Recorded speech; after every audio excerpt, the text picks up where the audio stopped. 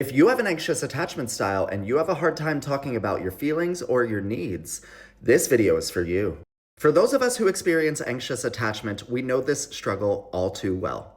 We sweep things under the rug, we pretend that we're fine when we're not, and we withhold how we truly feel because we're afraid of being too much or being abandoned. But here's the thing.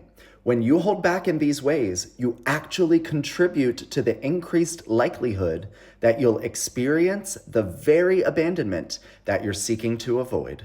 That's because a relationship can only go as deep as the level of authenticity and honesty available in that connection. That means when you hold back from sharing your truth, you actually limit the connection from developing, deepening, and advancing. Put another way, a relationship is only as healthy as its communication. Here's another thing you might not have considered. When you're afraid of rocking the boat and it causes you to withhold how you feel, the relationship does not experience conflict. And conflict is one of the best, most direct, healthiest ways, when handled appropriately, that the connection can actually advance, that the relationship can actually grow. So when you don't speak up about how you feel, you might avoid conflict, but you also prevent evolution. That leads to the relationship feeling stale. And to be honest, people can tell when you're not being real with them. They'll still know that something's wrong, and they'll be upset because they'll know you're not being real with them. Now, it's also important to acknowledge this works both ways.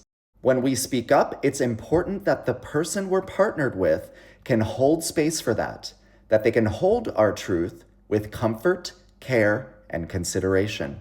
No one does this perfectly or gets it right 100% of the time.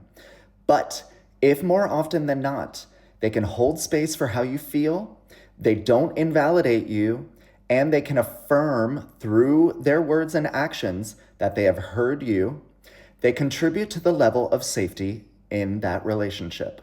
So, yes, we need to speak up, and yes, the person that we're speaking up to needs to be able to be a safe sounding board for that.